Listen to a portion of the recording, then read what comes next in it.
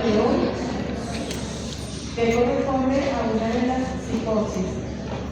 Recuerden que cuando vimos la primera clase, la clase inaugural, hablábamos, entre tantas cosas, pues que existen el grupo de la psicosis, el grupo de la neurosis, el grupo de los trastornos de personalidad. Es decir, que sería como una clasificación general de los trastornos mentales. Debemos recordar que dentro de las psicosis funcionales pues se encuentra la esquizofrenia, que es la que vamos a desarrollar el día de hoy, y faltamos también de la idea, recordemos que Freud, pues, cuando hablaba de neurosis y de psicosis, él consideraba que la neurosis se producía porque hay un conflicto entre el yo y el ello. En cambio, en la psicosis el conflicto es entre el yo y el mundo externo, entre el mundo exterior, y que de allí pues parte la base de la presencia de la enfermedad. Como iremos viendo a lo largo de la clase, como iremos desarrollando, lo importante es que para que esta enfermedad se produzca es por la confluencia de muchos factores. Y básicamente podemos resumir que en una persona que tiene vulnerabilidad o cierta predisposición genética y que dada la influencia del medio ambiente en el cual esa persona se desarrolla y por ciertos rasgos de personalidad, está, digamos, el terreno dado o el terreno abonado para que aparezca este tipo de patología psiquiátrica. Bien, dicho esto, tenemos dentro de las generalidades que la esquizofrenia es un trastorno psicótico de curso y de evolución variables. Es decir, que aunque existe la enfermedad, recuerden que cada paciente desarrolla la enfermedad de una manera diferente. Entonces, en algunos pacientes puede iniciarse de manera insidiosa, en otros de manera abrupta, en unos pacientes la evolución puede ser lenta, una progresión que se va dando de poco a poco, mientras que en otros pacientes la evolución es bastante marcada y bastante acentuada. Por eso se dice que tiene una evolución y un curso que puede variar. Es una enfermedad crónica y discapacitante. Esto es una enfermedad que a la larga termina pues, provocando tantas alteraciones en todas las funciones del individuo que termina pues, convirtiéndolo en un individuo discapacitado. La esquizofrenia, mientras más temprano aparece, pues más daño va a causar, porque la evolución es crónica, es larga, y por lo tanto el individuo se va viendo cada vez más deteriorado, va viendo o van ocurriendo más alteraciones importantes en diferentes dominios o en diferentes esferas de lo que es el área mental. Estas enfermedades como la esquizofrenia tienen alto riesgo de mortalidad. Generalmente los pacientes esquizofrénicos pueden morir por suicidio y también por otras causas médicas, como por ejemplo de tipo cardiovasculares, cardiometabólicas. Incluso esto pudiera estar dado por algunos de los psicofármacos que se utilizan para el tratamiento de la enfermedad, sobre todo los de primera generación, cuando el paciente tiene largo tiempo tomando algunos de estos medicamentos o incluso algunos de los nuevos de segunda generación, que pues hay que escoger bien el fármaco según el perfil del paciente. Pero por causas médicas podemos encontrar como muy frecuentes los infartos de miocardio. Como les decía, los pacientes psiquiátricos también se enferman médicamente y les puede dar cualquier enfermedad de otros pacientes que no sean pacientes psiquiátricos. Los cuidados que requieren estos pacientes son continuos a lo largo de su vida. Como es una enfermedad discapacitante, el paciente termina siendo tutoreado por un familiar, por un tercero, por un allegado, por alguna persona designada. Bueno, aquí tenemos manifestaciones clínicas de la enfermedad. Cuando hablemos de esquizofrenia vamos a hablar de síntomas positivos y de síntomas negativos de la enfermedad. Aquí hay una mezcla de los síntomas positivos y negativos, les iré comentando cuáles son unos y cuáles son otros, pero estas son las manifestaciones clínicas que normalmente vamos a observar en los pacientes con esquizofrenia. Fíjense que tenemos las alucinaciones, que son trastornos de la sensopercepción y pueden ser alucinaciones de cualquier tipo, visuales, auditivas, olfativas, anestésicas, pero lo que sí deben recordar siempre es que en las esquizofrenias las alucinaciones siempre serán de tipo auditivas. Un paciente llamado o diagnosticado como esquizofrenia que no tenga alucinaciones auditivas no es una esquizofrenia. Las otras alucinaciones pueden estar presentes, pero de manera transitoria. De aquí lo importante es que las alucinaciones auditivas tengan gran peso. De hecho, es uno de los criterios diagnósticos. Y por lo general observamos que son también alucinaciones tipo fonemas imperativos, es decir, órdenes o voces que escucha el paciente que le dan órdenes, por ejemplo, de hacerse daño o hacerle daño a terceros. Cuando tenemos alucinaciones más de tipo visuales, olfativas, gustativas, táctiles, siempre debemos sospechar primeramente que haya una base orgánica, una base médica que está provocando ese tipo de alteración en la sensopercepción. Luego tenemos la alteración del juicio de la realidad. Recuerden que estas personas están viviendo en un mundo de fantasía, son incapaces de poder establecer el límite entre la realidad y la fantasía. Entonces, ellos pueden estar en una realidad paralela a la nuestra. Su juicio de realidad se va a ver, por lo tanto, alterado, perturbado. Las ideas delirantes. Recuerden que esto es un trastorno del pensamiento, la presencia de ideas delirantes. Un delirio o una idea delirante es una idea que es irreductible a toda lógica. Por más que intentamos convencer al paciente de lo que él está pensando no es así, no hay forma de que el paciente lo pueda aceptar. Incluso puede ser motivo para que el paciente se pueda molestar, se pueda volver irritable, irascible e incluso violento. Entonces lo mejor es no contradecir al paciente, sino más bien llevarlo, seguirle la corriente, como dicen coloquialmente, y no tratar de convencerlo de lo contrario. Ideas delirantes hay de muchos tipos.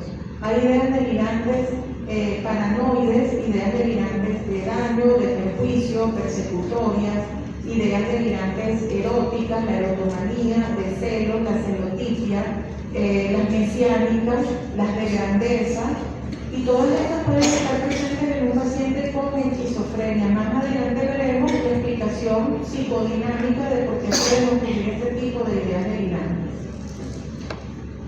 Pérdida de la idea directriz. Recuerden que estos pacientes, al tener un pensamiento disgregado, un pensamiento descarrilado, suele ser un pensamiento de tipo tangencial o circunstancial o arborizado. Es decir, que no logran llevar el hilo de la conversación, no logran concretar una idea, no logran incluso dar la respuesta final a una pregunta que le hayamos realizado. Aplanamiento afectivo. Lo podemos observar sobre todo en las esquizofrenias residuales, en las esquizofrenias ya de larga data, de larga evolución, donde estos son pacientes que desde el punto de vista afectivo no transmiten absolutamente nada, hay poca o ninguna reactividad emocional incluso a situaciones que les puedan estar ocurriendo a ellos o en su entorno. En este aplanamiento afectivo también es importante que observemos la fase del paciente, el lenguaje corporal, las mímicas del paciente. Generalmente se suele utilizar biológicamente el término de cara de jugador de póker porque es un paciente que no está transmitiendo nada en absoluto, ¿no? Y es dado por el aplanamiento afectivo. Conducta desorganizada. Una conducta que no tiene principio ni fin, que no tiene ninguna finalidad, una conducta donde se pierde la capacidad de planeamiento o de planear algún tipo de acción, y en algunos casos también podemos llegar a ver pacientes con catatonía, es decir, pacientes que están absolutamente inmóviles, que pueden estar rígidos, pacientes que pueden tener mutismo, pacientes que pueden tener otras alteraciones de la psicomotricidad como flexibilidad seria, por ejemplo. Entonces también tenemos que tomar en cuenta que hay un tipo de esquizofrenia de la que se mencionaban anteriormente en el DSM-4, que es la catatónica, donde podemos ver que el área de la psicomotricidad se encuentra francamente afectada. La hipoguria es la falta de energía, la falta de motivación, para realizar algún tipo de actividad. Recuerden que la hipocuria también está presente en la depresión, no hay energía para nada, no hay motivación para nada. Alteración en la intencionalidad y planeamiento de los actos, que ya lo mencioné. Alteraciones en el funcionamiento ocupacional y social, por supuesto que estos son individuos que cada vez irán perdiendo capacidades y por lo tanto pues ya desempeñarse de manera satisfactoria en el área social, en el área laboral o en el área académica es bastante complicado y difícil para ellos. Alteraciones en las funciones cognitivas, ciertamente por el deterioro que veremos más adelante con todo lo que las hipótesis mononiéricas que se plantean. Entonces vemos que hay un deterioro cognitivo importante y neuropsicológico hasta en un 75% de los pacientes con esquizofrenia. Algunos pacientes después de los 65 años también puede ser debido al tratamiento farmacológico, como les decía. Muchos pacientes que empezaron esta enfermedad a temprana edad y fueron tratados al inicio con los psicofármacos clásicos o los antipsicóticos típicos, también estos medicamentos a largo plazo pueden causar este tipo de alteraciones. Entonces, dado por la enfermedad propia y también además por el uso de algunos psicofármacos. Pues hoy en día existen otros medicamentos que no producen este tipo de efectos colaterales y por lo tanto podemos ofrecer una mejor calidad al paciente, ¿no? Hay quienes se plantean que la esquizofrenia es una enfermedad de neurodesarrollo, hay otros que dicen que esto es una enfermedad neurodegenerativa. Sin embargo, es una enfermedad en la cual vamos a ver que hay cambios importantes a nivel cerebral, tanto en la estructura como a nivel de la neuroquímica, que va determinando pues la presencia de la enfermedad. Bueno, para que hagamos este diagnóstico tienen que estar presentes durante un mes todos los síntomas que hemos venido mencionando, o menos de un mes si se le colocó al paciente el tratamiento y hubo respuesta adecuada. Y que algunos de estos síntomas pueden incluso persistir durante 6 meses por lo menos. Lo importante es que cuando hacemos el diagnóstico o sospechamos del diagnóstico de esquizofrenia, es que no podemos diagnosticar de inmediato. Tenemos también que basarnos en la historia de este paciente, realizar retrospectivamente, evaluar aspectos de la personalidad premórbida y por lo menos ver cómo va evolucionando este paciente en un periodo de 6 meses que nos pueda dar la seguridad o la garantía de que sí estamos en presencia de una esquizofrenia. Y aquí tenemos los criterios diagnósticos según el DSM-5 y fíjense que claramente dice que debe estar presente 2 o más de los siguientes, de los que voy a mencionar a continuación. Cada uno presente por un tiempo significativo de un periodo de un mes o menos, como ya mencionamos, si hubo un tratamiento que fue exitoso. Al menos uno de los síntomas debe ser 1, 2 o 3, es decir, las ideas delirantes, las alucinaciones, el lenguaje desorganizado, comportamiento catatónico o desorganizado y síntomas negativos, como mencionamos, el aclaramiento afectivo, alogia o aburio. El criterio B, disminución del nivel de funcionalidad por un tiempo significante, que debe también afectar una o más áreas importantes como el trabajo, las relaciones interpersonales, el cuidado personal. El criterio C, persisten signos continuos de la alteración durante al menos 6 meses y que debe incluir al menos un mes de síntomas que cumplan con el criterio A. El criterio D, excluir trastornos esquizoafectivos y del estado de ánimo. El criterio E, excluir otras causas, por ejemplo, consumo de sustancias o enfermedad médica. Sin embargo, veremos más adelante que una de las comorbilidades psiquiátricas de la esquizofrenia es precisamente el consumo de sustancias ilícitas. Y el criterio F, si hay historia de trastorno autista o de otro trastorno generalizado del desarrollo, el diagnóstico de esquizofrenia solo se realizará si existen síntomas positivos como ideas delirantes o alucinaciones y que también se mantengan por lo menos durante un mes de evolución. Ahora fíjense, aquí en la parte inferior coloco el trastorno psicótico breve, el trastorno esquizofreniforme y la esquizofrenia. En función del tiempo, cuando podemos hacer un diagnóstico y cuando el otro. Si esta sintomatología psicótica está presente en un periodo menor de un mes, estamos en presencia de un trastorno psicótico breve, así lo tenemos que diagnosticar. Más adelante veremos cómo evoluciona y si esto es en realidad otro tipo de diagnóstico. Luego tenemos el trastorno esquizofreniforme, que parece una esquizofrenia pero no es, y se presentan los síntomas en un periodo de 1 a 6 meses.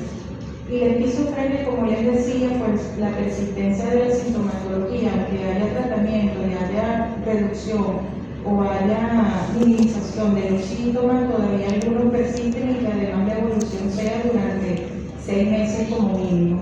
Por eso es importante que a la hora de entrevistar, evaluar a un paciente, también lo hagamos con la familia, porque la familia nos aportará desde los datos de cómo es o cómo era la personalidad premórbida, si han habido otros episodios similares, cómo se caracterizaron esos episodios, cuáles eran los síntomas que más predominaban, si los síntomas aparecían en presencia de algún detonante, de algún estresor importante, si estuvo hospitalizado, cuánto tiempo duró esa hospitalización, en un año cuántas hospitalizaciones ha tenido el paciente, y eso también puede ayudar a determinar de manera más específica el diagnóstico. Según el CIE-11 o la CIE-11, la Clasificación Internacional de las Enfermedades, básicamente los criterios diagnósticos son similares a los del DSM-5. Persistencia de síntomas que deben estar presentes durante un periodo de al menos un mes, síntomas positivos, como ya mencionamos, los delirios, las alucinaciones, el discurso desorganizado y comportamiento extremadamente desorganizado o catatónico, síntomas negativos como la reducción de la motivación, lo que les decía al principio, son pacientes que pueden estar hipogúlicos, anhedónicos, sin llegar a ser un cuadro depresivo. Sin embargo, también los pacientes con esquizofrenia pueden desarrollar post-crisis o post un cuadro psicótico, algunos pueden desarrollar cuadros depresivos, la expresividad emocional y la capacidad para llevar a cabo actividades diarias, impacto en la vida diaria. Los síntomas deben causar un deterioro significativo en el funcionamiento social, laboral u otras áreas importantes. Bueno, más o menos para representar gráficamente los pensamientos que pueden atormentar a estos pacientes, las ideas delirantes de daño, de referencia, de persecución.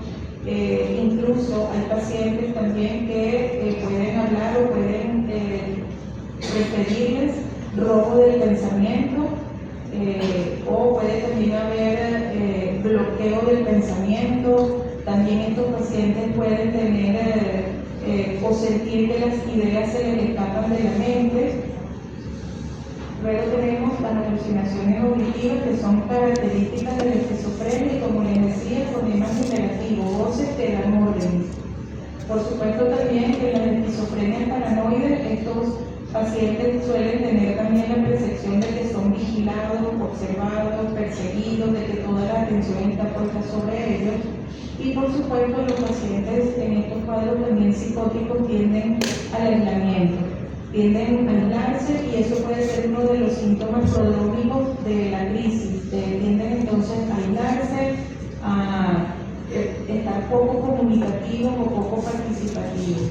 Estos pacientes, por lo general, pues dentro de las características de la personalidad premórbida, suelen ser personas solitarias, personas que tienden como a la introspección, personas que prefieren actividades en solitario, que tienen poco interés o ningún interés por las relaciones con el otro o tener relaciones de pareja, que suelen ser personas pues que en la mayoría de las veces tienen como un volcamiento hacia su propio mundo interior, y por supuesto que no disfrutan de la compañía del otro. El hecho de probablemente estar acompañados con otras personas, o el hecho de tener que relacionarse con otras personas, genera en ellos un impacto importante, genera mucha angustia, genera mucha ansiedad.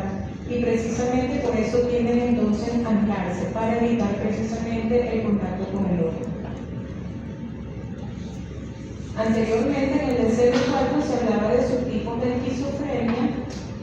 Hoy en día en el DSM-5 se considera la esquizofrenia más bien como un espectro, pero es bueno que sepan que anteriormente pues, la esquizofrenia podía ser dividida de la siguiente manera.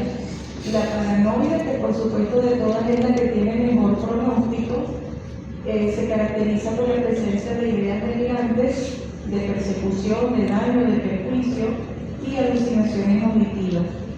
Luego tenemos una esquizofrenia desorganizada, donde puede haber un impulso y conducta desorganizado sin ningún fin, sin ningún planeamiento o intencionalidad, el afecto frenado o inapropiado. La esquizofrenia catatónica, lo que les mencionaba minutos atrás, donde puede haber rigidez, puede haber estupor, puede haber mutismo y generalmente son pacientes que terminan necesitando asistencia médica por todas las complicaciones que van a venir después de deshidratación, desequilibrio electrolítico, la presencia de caras, malnutrición o desnutrición. Entonces generalmente son pacientes que requieren asistencia de un equipo multidisciplinario. La indiferenciada, que es aquella esquizofrenia que no cumple con criterios para paranoide, desorganizada, es decir, donde no predomina ninguno de los campos de los otros subtipos, pero de manera acusada. Y la residual, que es la ausencia de síntomas positivos prominentes, pero continúan alteraciones a nivel del pensamiento y de la sensopercepción. Por lo general, vemos que las esquizofrenias residuales pues son aquellos pacientes que iniciaron probablemente la enfermedad a muy temprana edad, o pacientes que no estuvieron bien cuidados o que no estuvieron diagnosticados de manera adecuada y por lo tanto no recibieron un tratamiento adecuado, o donde hubo comorbilidad con consumo de drogas o de alcohol, pacientes que incluso lo podemos ver vagabundeando por la calle, es decir, vagando, caminando sin ningún propósito, sin ningún destino, muchas veces porque se escapan de su casa o de alguna institución, incluso los familiares también les pueden abrir la puerta para dejarlos ir. A veces vemos muchos de esos pacientes en situación de calle que probablemente algunos de ellos puedan ser una esquizofrenia residual. Aquí predominan los síntomas negativos, pero eso no quiere decir que en algún momento estos pacientes puedan hacer picos o episodios donde hayan síntomas positivos. En relación a la evolución, tenemos que esta enfermedad aparece a temprana edad. Puede aparecer en la adolescencia o en la adultez temprana. Tiene una fase aguda donde hay unos síntomas psicóticos severos, como los que ya hemos venido mencionando. El paciente es incapaz de cuidar de sí mismo y se pueden intensificar síntomas negativos. Luego hay una fase de estabilización en donde esos síntomas agudos, aún estando presentes, disminuyen la intensidad o la severidad, para luego pasar a una fase estable en donde hay menor severidad de los síntomas y el paciente está medicado. Por supuesto que estamos viendo los efectos de los medicamentos. Algunos pacientes pueden en esta etapa ya estar completamente asintomáticos y otros, por el contrario, pueden desarrollar posteriormente síntomas ansiosos, síntomas depresivos, puede haber insomnio, pueden haber ilusiones, ya no son alucinaciones, sino ilusiones, la presencia de un estímulo que se distorsiona y en lugar de ideas delirantes, ideas sobrevaloradas, que es otra cosa diferente. ¿Algunos saben o recuerdan lo que son las ideas sobrevaloradas?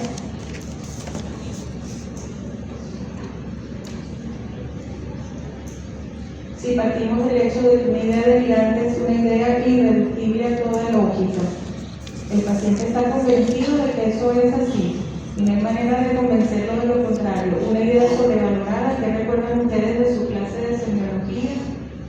Cuando vieron el pensamiento, el contenido del pensamiento, cuando hablamos de una idea sobrevalorada. Son parecidas en el sentido de que son ideas que también moldean un poco la conducta y la actitud del paciente, pero a diferencia de la delirante, que esta paciente sí está dispuesto a conversarlo, por así decirlo. propicia de cambiar. Es una idea que el paciente, si tú lo llevas con la conversación, etc., se puede cambiar. O sea, como una, digamos, el paciente está en la situación en la cual puede someter a juicio la idea, ¿no? Las ideas sobrevaloradas tienen una carga afectiva importante, pero el paciente puede en algún momento, pues, digamos, debatirla, ¿no? Como poder analizar el porqué de la idea. Y generalmente vemos que las ideas sobrevaloradas se presentan en el área religiosa y en el área de la política, ¿no? Específicamente en esa área es que podemos encontrar ideas de tipo sobrevalorado. Bien, luego tenemos el comienzo abrupto y insidioso. Yo les decía al principio que esto es una enfermedad que en algunos pacientes puede presentarse de manera insidiosa, que va poquito a poco apareciendo y tomando forma, tomando cuerpo, pero en otros pacientes se puede instalar de una manera muy brusca, muy abrupta. Eso pues varía de un individuo a otro. Tenemos la fase prodrómica, donde el paciente pues va a tener aislamiento social, pérdida de interés en las actividades cotidianas, deterioro de la higiene personal, conductas inusuales, explosiones de ira. Generalmente podemos observar eso. Esos son como los síntomas prodrómicos, lo que nos está avisando que el paciente puede tener una crisis o que tiene una recaída. Entonces eso es importante, incluso cuando hablamos con la familia, enseñar, educar a la familia, educar al paciente de que cuando observen estos síntomas prodrómicos, eso sea el anuncio o el aviso de que viene una crisis y hay que tomar las medidas correspondientes. En relación a la epidemiología, tenemos que darle comienzo en los hombres, que es a principios de la tercera década, es decir, recordemos que la primera década es de 0 a 10 años, la segunda década entre los 10 y los 20 y la tercera entre los 20 y los 30. Entonces, en los hombres aparece a más temprana edad, a principios de los 20 años, mientras que en las mujeres aparece más tardíamente, más cerca de los 30, a finales de esa tercera década. La prevalencia en relación a la población general es de 1%. Quienes tienen mayor riesgo o mayor vulnerabilidad de desarrollar esquizofrenia, pacientes que tengan familiares en primer grado con la patología, que haya más de un afectado en la familia. En relación al estado civil, la soltería también puede ser un factor que predispone. También hay más altas tasas en países industrializados, bajo nivel socioeconómico, en los centros urbanos también, problemas intrauterinos, es una de las tantas hipótesis que se plantean también para la génesis de la enfermedad, que ya vengan problemas que bueno, se está gestando el feto, que ya sea por patologías intrauterinas, complicaciones perinatales y por eventos estresantes. Yo les decía al principio que esto es la confluencia de varios factores, por eso es una enfermedad multifactorial. En relación al pronóstico, ¿quiénes son los pacientes que van a tener mejor pronóstico? Tendrán mejor pronóstico o mejor evolución, pues el género femenino, historia familiar de trastornos afectivos, es decir, en lugar de que haya historia familiar de trastornos psicóticos o de esquizofrenia, que sean más bien trastornos afectivos, trastorno bipolar, trastorno afectivo, depresión, ausencia de historia familiar de esquizofrenia, por supuesto, buen funcionamiento premórbido, alto coeficiente intelectual, estar casado, comienzo agudo de la enfermedad con un estrés precipitante, o sea que haya un momento en donde ocurrió un detonante y provocó la enfermedad, a que la enfermedad aparezca espontáneamente sin ningún precipitante. Bajo número de episodios previos, la edad avanzada, por supuesto, claro que observemos pacientes diagnosticados esquizofrénicos a edad avanzada, pero puede ocurrir. Sin embargo, bueno, tendrán mejor pronóstico, que tengan menores o mínima comorbilidad médica y psiquiátrica, que sea el subtipo paranoide, síntomas predominantemente positivos y no desorganizados ni negativos, y que haya un patrón clásico de episodios y de remisión. Hasta aquí, todo bien, todo claro, ¿alguna duda o alguna pregunta? Los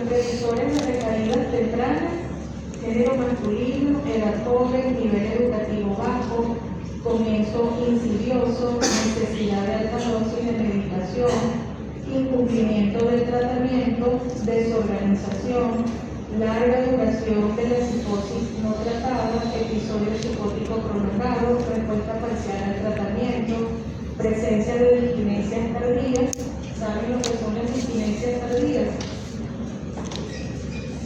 Eso también se ve en seriología, cuando vieron psiquiatría 2, en seriología, cuando ven psicomotricidad, se ven las disquinesias o aquellos que suenan disquinesias, lo que se les ocurre. Muchas de estas disquinesias son propias de la enfermedad, la psicomotricidad se ve afectada, pero también a veces las disquinesias son producto de los medicamentos como efectos colaterales. Son movimientos anormales, movimientos sin ninguna intención, por supuesto son movimientos involuntarios propios de la enfermedad, o como les decía, también en algunos casos puede ser como un efecto colateral de la medicación.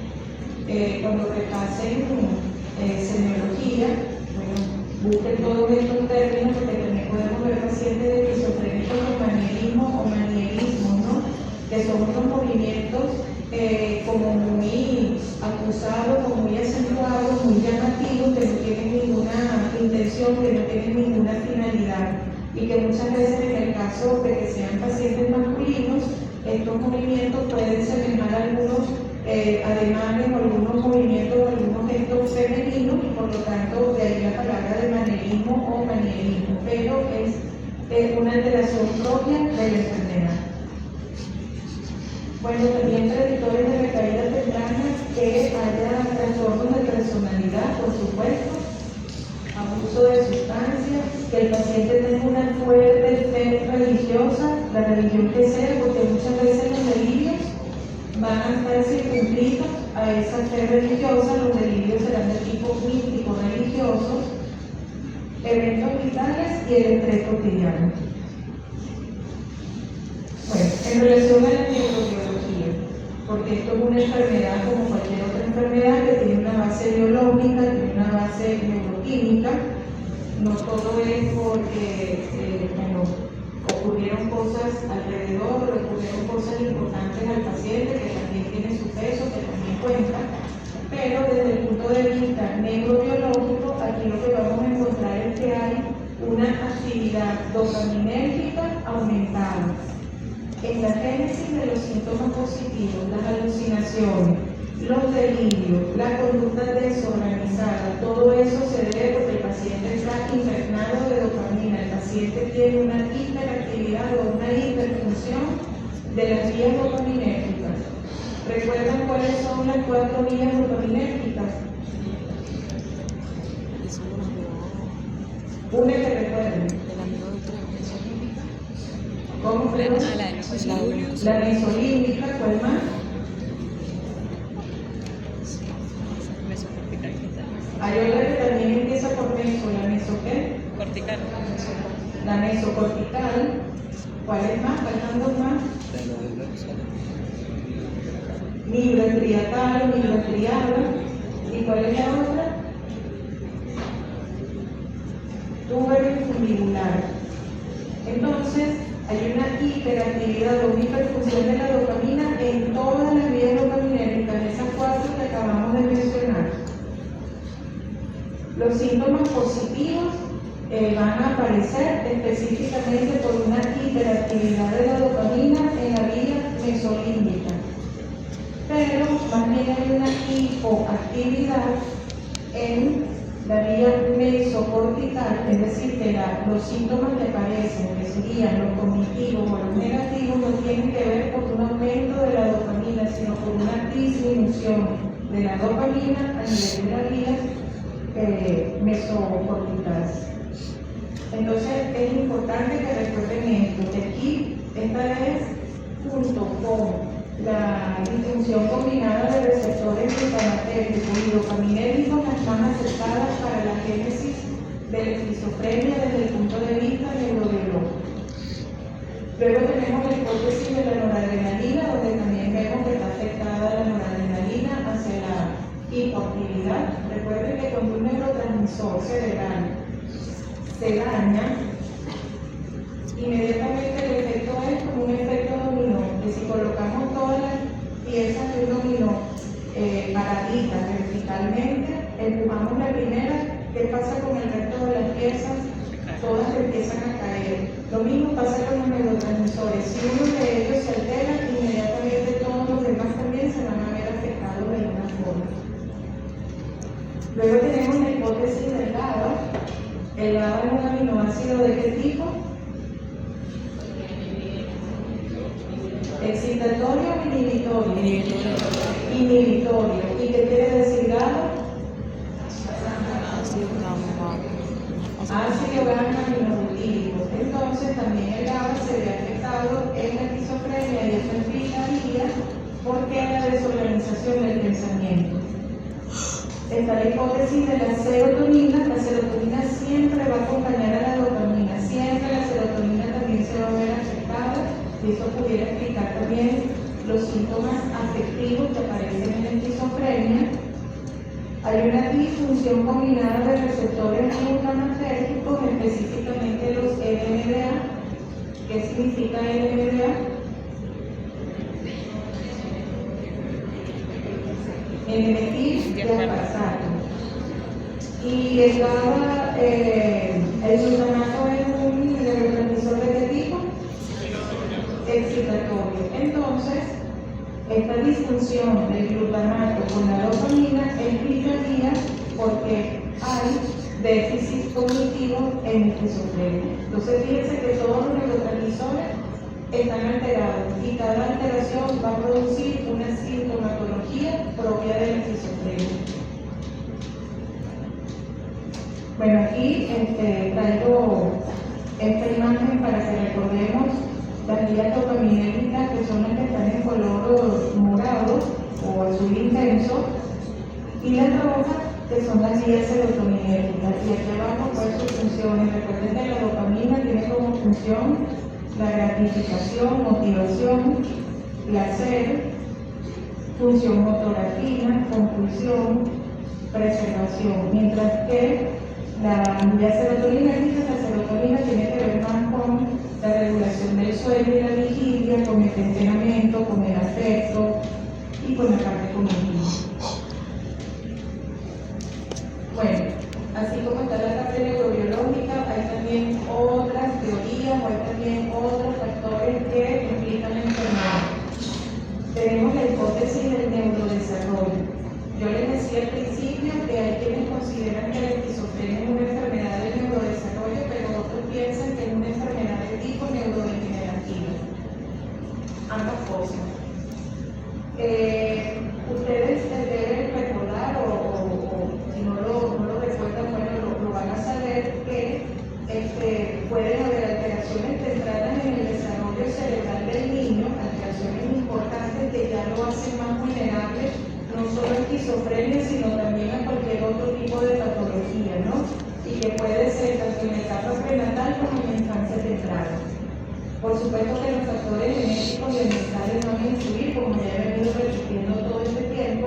Las infecciones son importantes, las infecciones que haya podido padecer la mamá durante el embarazo, o los traumas durante el crecimiento, traumas psicológicos, traumas emocionales, y ya veremos algunos. La genética, que es una enfermedad altamente heredable, se considera que es una enfermedad poligénica.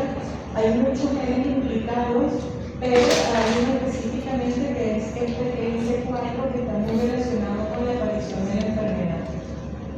La poda sináptica excesiva. Durante la adolescencia ocurre una poda sináptica que es normal, pero cuando esa poda sináptica persiste y se vuelve patológica, también se ha considerado como uno de los mecanismos productores de la enfermedad.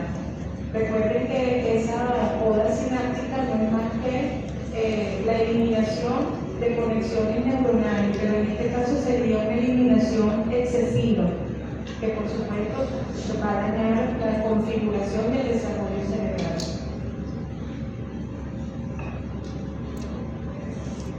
Hay hallazgos de neuroimágenes estructurales. No quiere decir que todos los pacientes con esquizofrenia van a tener estas alteraciones. Hay pacientes de esquizofrenia un cerebro normal.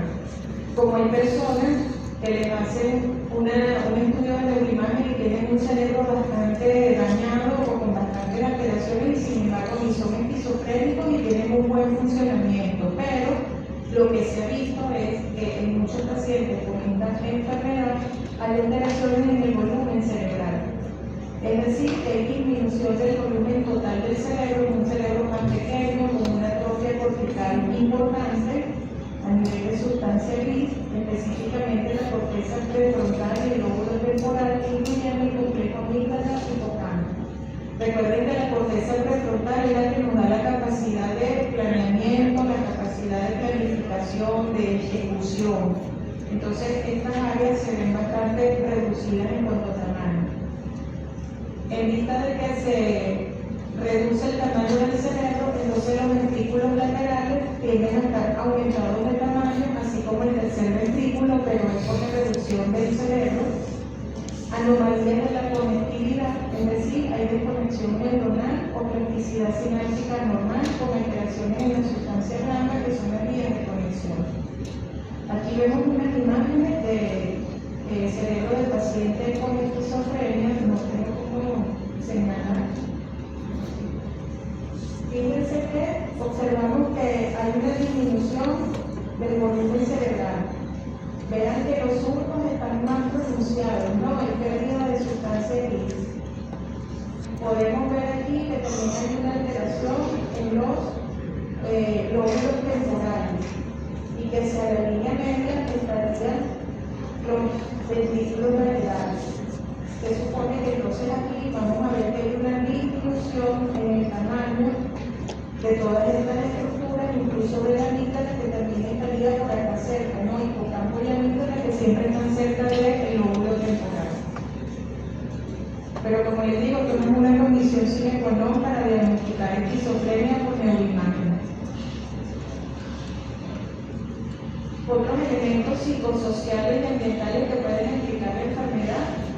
Tenemos, factores familiares, como que estos individuos provengan o se desarrollen en familias que son poco expresivas, que son poco dadas a manifestar emociones o a dar muestras de afecto. Otras cuestiones psicodinámicas, ya hablando un poco más de la parte dinámica de la enfermedad.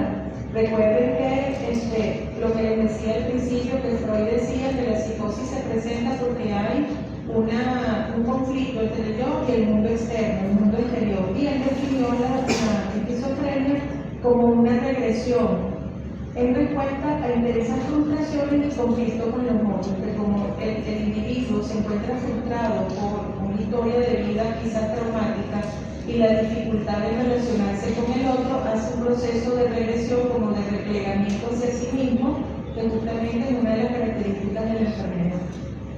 Hay otros psicólogos, psiquiatras, psicoanalistas como Harriet Pax Sullivan, que definió la esquizofrenia o la explicó desde el punto de vista psicodinámico como dificultades interpersonales tempranas, es decir, que el origen de la enfermedad viene o está dado porque hay o no hubo una buena relación parental, es decir, una buena relación entre el hijo y su progenitor, y que desde allí pues parte o esa es la base de tener malas relaciones con el otro y malas relaciones con el mundo externo.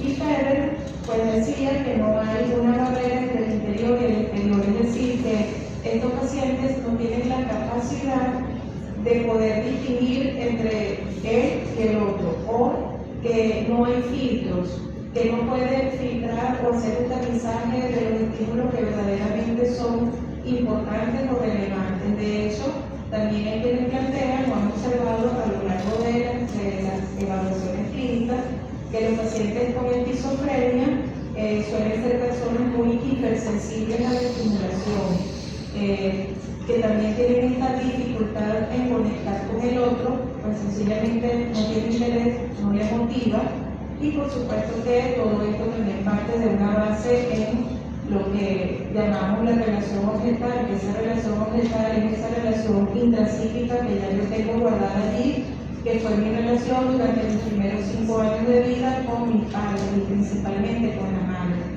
De hecho, en el pasado también se hablaba de que hay o había madres esquizofrenógenas, es decir, mamás que eran las, digamos, responsables, entre comillas, de que esta enfermedad apareciera en el niño.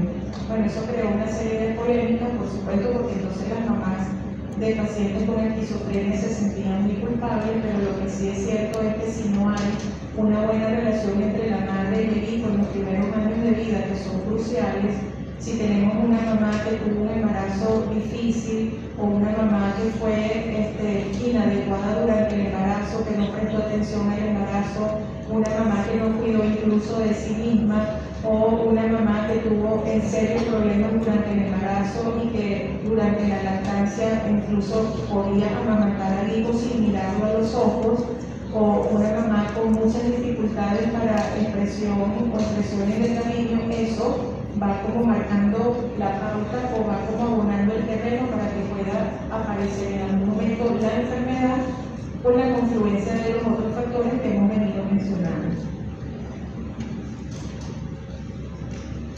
La genética, ya les dije que es una enfermedad poligénica que también se considera la edad del padre, así como se dice que en el síndrome de Down la edad de la madre es importante, pues en la esquizofrenia también es la edad del padre, ¿no? Que si tenemos padres o un papá con la edad muy avanzada, eso también debe ser tomado en cuenta. Que haya vínculos consanguíneos y en los estudios de adopción. Esto es importante porque se ha logrado determinar que niños que son hijos de madres biológicas esquizofrénicas, sacados de ese entorno y fueron adoptados y criados por familias normales, familias funcionales, no desarrollan la enfermedad. Incluso niños que no son hijos de madres esquizofrénicas, por ejemplo, o no hay antecedentes en la familia, y fueron criados en familias disfuncionales, tampoco apareció la enfermedad. La teoría infecciosa, bueno, si se trata también de virus, sobre todo si la mamá durante el embarazo tuvo virus influenza, hay una fuerte relación. Las complicaciones perinatales del carácter estacional.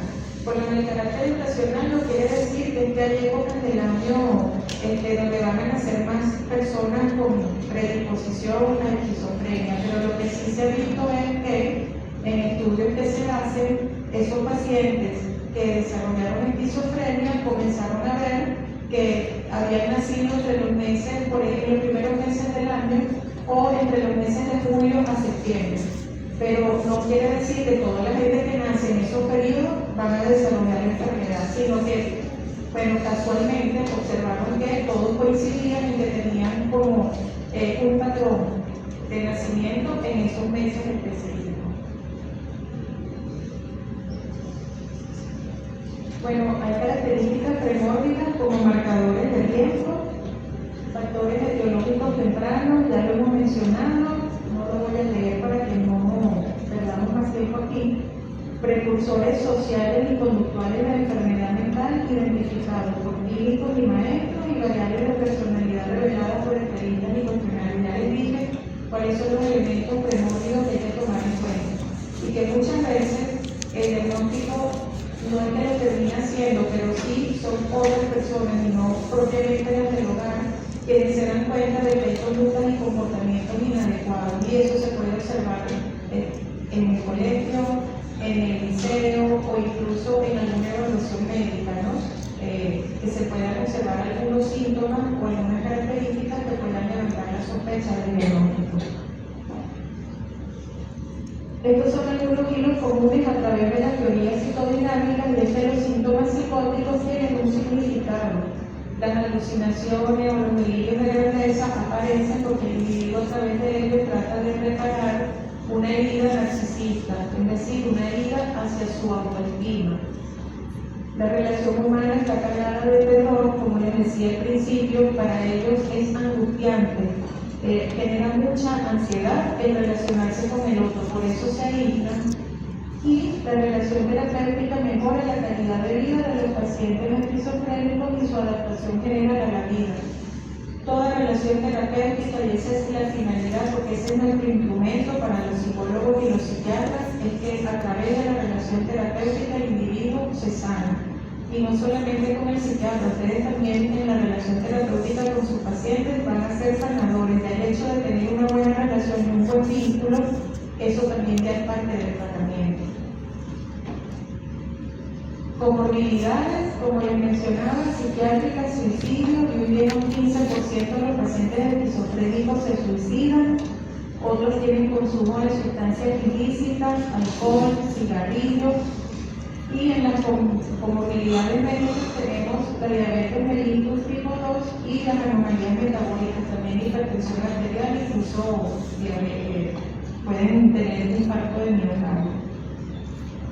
Diagnóstico